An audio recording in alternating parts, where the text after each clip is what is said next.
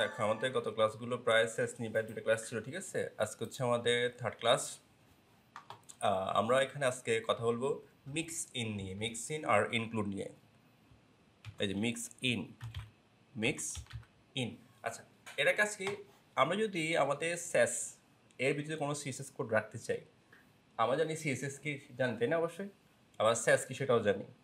CSS কি বলতো, এটা হচ্ছে স্ট্যাটিক সিএসএস, মানে ওরা যা বানাই দিচ্ছে সেটা দিয়ে আমরা কী করি, ডিজাইন করি। আর আমি যদি না, আমরা নিজের মতো করে ডাইনামিকলি আমার মতো করে আমি কী করবো, ডিজাইন করবো, সিএসএস বানাবো, সেক্ষেত্রে আমাদের কী প্রয়োজন হতে পারে, স্যাস। ঠিক আছে, কী প্রয়োজন হতে পারে, স্যাস। আচ্ছা, আমরা যে সিএসএস এর কোডগুলো এখানে বড় লিখতে পারি, আমি লিখতে যাচ্ছি। তাহলে মিক্স ইন যে প্রপার্টি আছে, মিক্স কি আমরা এখানে ব্যবহার করতে পারি। আচ্ছা দেখো, এর আমি কী লিখবো, এখানে কিছু সিএস লিখতে পারি। ধরো আমরা মিক্সের নাম দিই, কী দেওয়া যায়, প্যারা স্টাইল দিলাম, একদম ইজি করে প্যারা স্টাইল। ওকে, আমরা কিছু নিলাম না, আমরা একটা সিএস নিই, যেমন ধরো ফন্ট সাইজ নিলাম। এটা তো আমরা জানি ফন্ট সাইজ কি, এটা সিএস, নর্মাল সিএসএস। ধরো হচ্ছে 20 পিক্সেল। তারপর কি নেওয়া যায়, টেক্সট অ্যালাইন, জাস্টিফাই। তারপর হচ্ছে কালার নিতে পারি, কি বলতো, কালার ধরো দিতে পারি রেড। Okay fine. আচ্ছা, তাহলে আমরা কী করলাম, একটা স্টাইল ক্রিয়েট করলাম, কি দিয়ে, স্যাস দিয়ে।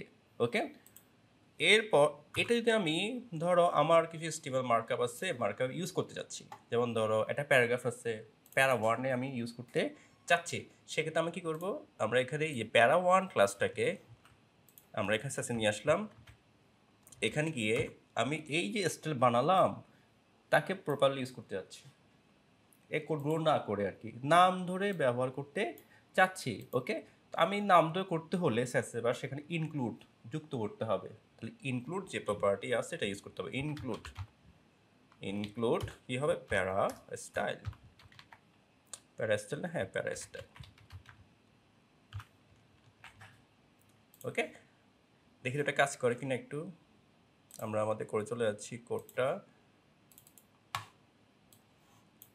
দেখো আসছে কি এটা, দেখো এই যেটা পাইছে কি এটা বলতো, চলো পাই না কিন্তু, ঠিক আছে। প্যারা স্টাইল দেখো কি ভুল হয়েছে, ইনক্লুড, এই যে ইনক্লুড এখানে কী দিতে হবে, দিতে হবে, অ্যাড সিম্বল ইউজ করতে হবে, বাগগুলো বসে খুঁজতে হবে। পেয়ে গেছে। তাহলে আমি কী করলাম বলতো, আমরা মিক্সিং দিয়ে একটা স্টাইল নাম ধরে কিছু ইউজ করে রাখতে পারি, ঠিক আছে। তাকে পরবর্তীতে আমি কোনো ক্লাসে ইউজ করতে চাইলে ইনক্লুড দিয়ে ব্যবহার করব। আমি চাইলে এরপরেও কী করতে পারি, সিএসএস স্টাইলে ব্যবহার করতে পারি। যেমন ধরো কি দিতে দেওয়া যায়, ফন্ট সাইজ হচ্ছে টেক্সট ট্রান্সফর্ম, আমি দিতে পারি আপার কেস। আমি এর বাইরেও স্টাইল ইউজ করতে চাই, দেখো হয়ে গেছে, ঠিক আছে। আচ্ছা, সেমভাবে আমি এটা নিচে নামাই দিই। এই যে প্যারা 2, এটা একটা মজার একটা ব্যাপার আছে, কারণ শেষ করার মতো আমাদের কোড কমানোর জন্য আসলে প্যারা 2 আমি সেমভাবে এই একই স্টাইল, আমি প্যারা স্টাইল দিই, আমরা যে কোনো নাম দিব আর কি, ঠিক আছে।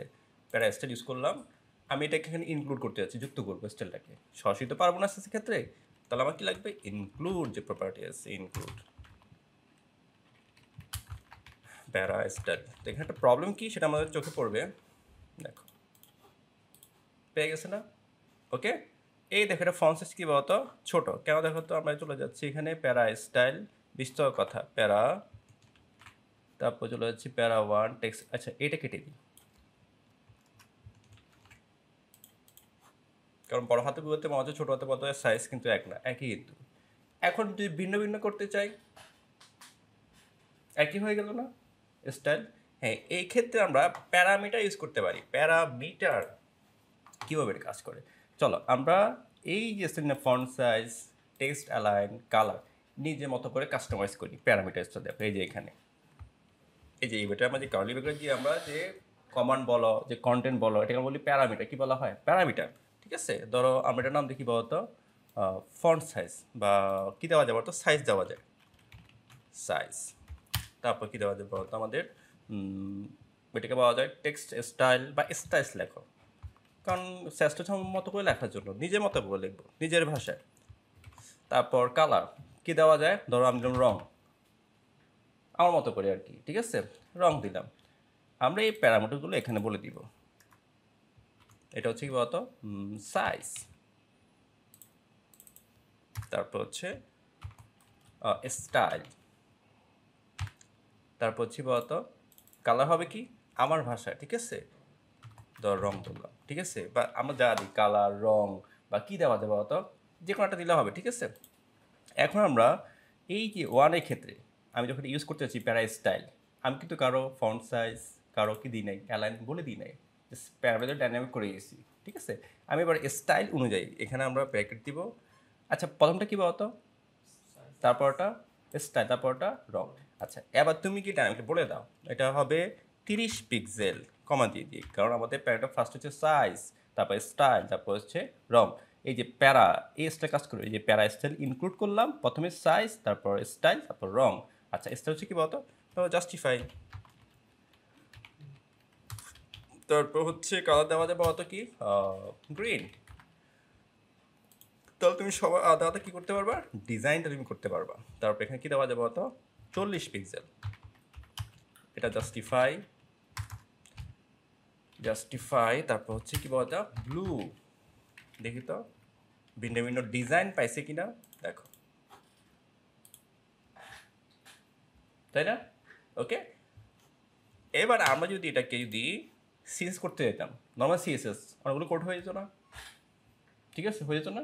হ্যাঁ আমাদের সিএসও করছি, আমরা আবার স্যাসও করতেছি। আমরা যখন ডিফারেন্টটা বুঝতে পারবো তখন আমাদের মতো করে আমরা কী করতে পারবো, হয় সিএস ব্যবহার করবো না হলে স্যাস ব্যবহার করবো, মানে আমাদের হাতে থাকবে, কন্ট্রোল থাকবে কার হাতে। যদি আমি সিএস শিখতাম তাহলে কন্ট্রোল থাকতো, ওখানে যা আছে তাই আমি ইউজ করতাম। এখন যদি দুটো অপশন আমার কাছে আছে, আমি যে কোনো একটা ইউজ করবো, যেটা আমার ভালো লাগে, যেটা আমার কাছে কি সুইটেবল মনে হয়, ঠিক আছে। এ হলো আমাদের মিক্সিং আর হচ্ছে ইনক্লুডের ব্যাপার স্যাপার, ঠিক আছে।